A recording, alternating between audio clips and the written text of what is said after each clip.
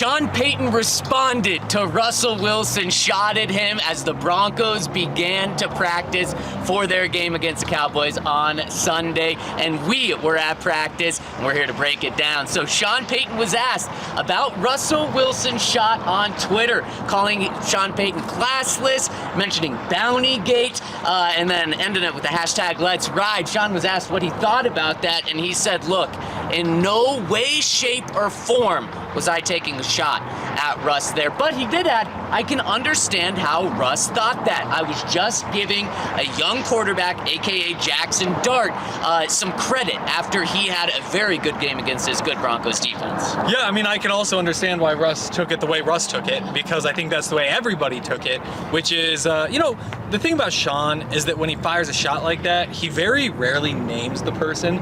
He's done this to Russ over and over again for a few years now, but he never says like, oh, Russ didn't do this. He'll just say like, Bo's doing this much better now. And so there's always like that little out that he takes, but we all know what he meant, and we all know how he took it. And of course Russ took it that way, and good for Russ, honestly, for speaking up eventually. Well, and then Sean took the high road today, regardless of what you think he did on Sunday, by kind of just putting that to bed, because, I mean, he could have easily just taken a shot back at Russ. So this story is done until we get another subtle shot from someone, or maybe just an outward shot by Russ like he had on Tuesday. Then we got to the next news of the day. This was an action-packed day here at Broncos. Stay tuned for the whole video. Dre Greenlaw suspended on Monday. His suspension was upheld on Tuesday. We talked to Sean Payton for the first time about it today. And when we asked Sean what he thought about the suspension, he said, essentially, no comment. He doesn't want to put his comments out there because he doesn't want to get fined. He doesn't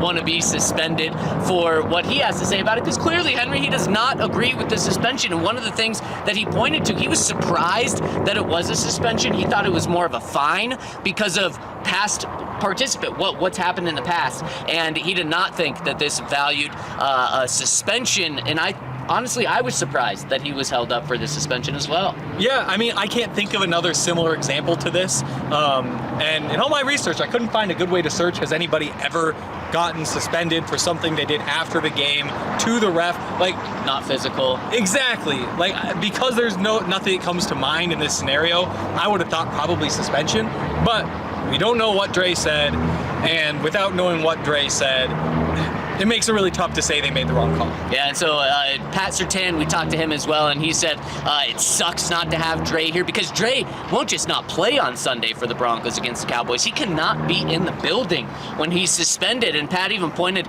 to just the energy and personality that Dre brings, and we know, I mean, you hear it when he's on the field, you feel his presence. He said, sucks not having it, but we fully support him. Sean said the Broncos fully support him in this appeal process. So Dre will be back on Monday for the Broncos, officially not playing against the Cowboys. But the Broncos will have potentially an addition to their game day roster. Jonah Ellis, who's missed the past 2 weeks, he practiced for the first time in a couple of weeks. That's a really good sign to see, Henry. It is. You obviously want to get him back. I believe still the youngest player on the team, but still super productive when he's been on the field. Has always been productive when he's been on the field, all the way back to Utah when the stats were pretty insane for how young he was at the time there.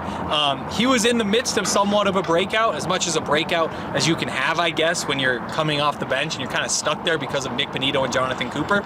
But without Jonah Ellis on the field, we have seen Q Robinson make his debut and put together two really, really good games. Now, because Jonah Ellis has, the background that he has, he's more established than Q is, you'd imagine that it's as simple as, Jonah's back, sorry Q, you gotta wait another minute before you get back on the field. But good signs from the rookie, and be a great sign if Jonah Ellis continues to practice all week. Yeah, it would be just more depth, but man, Q, I agree with you. He's been really good in these first 2 weeks. And one more person that it was really good to see on the practice field today, number 69, Big Mike McGlinchey, practiced today. I wasn't sure if he was going to because of how the end of the game went. He got hurt, limped off the field, went back on, limped back off the field, and it was just really iffy there, but he was out there today, so it seems like he should be good to go. Yeah, I think that this offensive line is deep enough to withstand an injury, but when you've already lost your left guard, You lost your backup left guard. To lose another lineman on top of that, it just causes issues. There's no team that can withstand losing 3 linemen. So to get Mike McGlinchey back, big news for sure. And speaking of one of those depth pieces, we know that Alex Palczewski started at left guard for the Broncos last week. He got a game ball because he played, quote, terrific, according to Sean Payton. So shout out to Palcho for getting a game ball. That's what happened outside on the podium when we talked to Sean Payton and some star players. Henry, what happened on the inside in the locker room? Well, the Broncos are wearing their throwbacks this week, and that means that in every locker they've got those bright blue helmets hanging on the little hook in there. And that means that the topic of conversation with everybody we talked to was the helmet, was the uniform. And it was basically the consensus that the Broncos need to go back to those full time. Everybody's excited to wear them. Pat Bryant saying he really likes the all-orange uniforms because he went to the University of Illinois where they wear the all-orange uniforms. Outside of that, McGlinchey loved the throwbacks. Evan Ingram loved the throwbacks, and he's been waiting to try them on. People are really fired up, not just outside Broncos country, but actually in the locker room to finally get to see these this year. Let's do it. Who doesn't want it outside of Pat Bryant? And clearly the ownership wanted their stamp on this, and I get it. They want that, but everyone else wants the throwbacks. Everybody wants the throwbacks. We also heard a lot about the hot start, and I guess about the hot starts they have not had. They've been such a slow starting offense. That is the point of emphasis. And like they said, the Broncos haven't really been outplayed. It's when you go back and watch the things that have gone wrong, it's self-inflicted wounds, it's missed blocks, it's missed throws, it's dropped passes. It's not really the other team beating up on them, it's that they just aren't playing well and they're making mistakes until they get to the fourth quarter. Mike McGlinchey saying, if we can score 33 points in the fourth quarter, there's no reason for us to be scoring 0 points in the first 3 quarters. There's no way that a team should be capable of both of those two things. Got to get it cleaned up. And Courtland Sutton said it's simply just execution. He tried to think about all of the reasons why it might not be working, and it just boiled down to execution. He pointed to a couple of plays that he had himself. So Broncos just simply need to execute better to have that hot start. One other thing, Bo Nix admitted the Broncos have a penalty problem. He just flat out said it. We have a penalty problem, and they do, Henry. In 2 of the past 3 weeks, the Broncos have over 120 yards and penalty yards in single games. Like, that is just insane. The fact that the Broncos are 5-2 with leading the league in penalties is incredibly impressive. But if they want to make a playoff run, a championship run, they have to clean that up. Sean Payton knows it. He talked about it. Bo Nix talked about it. Courtland Sutton talked about it. Everyone knows they have this problem, and I guess that's good. The first way to correct the problem is addressing it and accepting that you have that. You just worry that at some point the message becomes a bit dull. Now we're 2 months into the season, and I wonder if hearing we need less penalties every single day for whatever it is, a month and a half,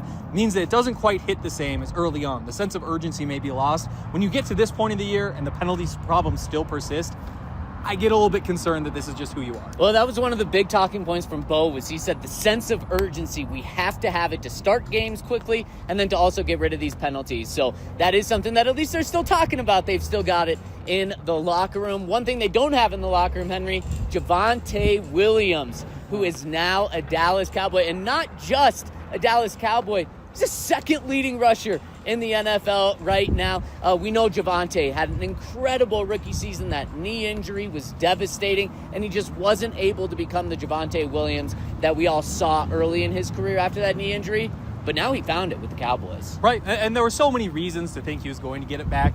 A lot of the time you have a knee injury like that, it isn't just can you get back on the field, it's you get back on the field, and then there's the development, getting all those muscles back, getting used to playing. And so for it to take a couple years for him to be himself, it happens sometimes. And you also can't blame the Broncos for saying, we can't really wait around here for you to become Javonte Williams again, because we haven't had a running game. We have to make a change. So I don't fault the Broncos for moving on. J.K. Dobbins, maybe not quite doing what Javonte's doing, but having a pretty solid year. And in the locker room, they're excited to see him. I'm talking to Jonathan Cooper about it. He said that you don't necessarily go out there and say, like, I want to hit him hard. But he did say you certainly don't take it easy on him just because he's your friend. You want to have something to talk about. You want to win the matchup so that you have that over Javonte for, the foreseeable future, at least a few more years till they see him again. Yeah, and Cortland said he's not going to have to hit him. So he said, I can't wait to see Pookie. He's my guy. And Javonte, I mean, we know him, and just a really good quality human. And so all of his teammates are excited for him that he's doing well. They just hope he has 1 week off, and that would be this week against them. It's going to be a key part of the game, slowing down Javonte Williams. Everyone looks at Dak, understandably so. He's arguably the MVP frontrunner right now. CeeDee Lamb, George Pickens, but Javonte is right there in that core of four right there. And one of the people that's going to have to stop George Pickens and CeeDee Lamb, Riley Moss. And man, it's a big challenge this week, not just for Riley, but for Pat as well. I mean, you're looking at one of the best passing attacks in the NFL. Absolutely. I mean, you're not going to get bailed out by the quarterback. I think that's kind of the starting point here, is you need to have good coverage. Otherwise, they are completing the pass. And that isn't always the case. We saw against the Bengals, great games from Pat, great games from Riley. But, it helps when the quarterback misses a throw or two. And so if you do get beat, it's 50-50. They're getting the ball anyway. That's not the case here. You need to be perfect. Every single player, they're taking advantage. And talking to Riley, he knows it's a lot of George Pickens this week. And he knows George Pickens is a talker. And so it's something that you've got to be prepared for. He's going to have a lot to say. Riley being Riley, he gets a lot of that. He's used to it. He said it's not going to affect him. He says he's a little bit excited about it. So I'm excited for him too. It's a big opportunity for him because on every single snap, he's going to be lined up against one of the league's best receivers, probably a 1,000-yard receiver on both sides of the lineup this week. You know who's a dog? Riley Moss. He's going to be talking right back. He never backs down from a challenge. We know that. Sean Payton admitted it today. And Sean Payton, for all the haters out there, Sean Payton also admitted that Riley Moss is playing outstanding. And he damn right is playing that good. 44% completion when thrown to him. That's the number one best in the NFL. So stop this Riley Moss slander. Broncos need a big game from him. And the Broncos are beginning their practices leading up to the Dallas Cowboys.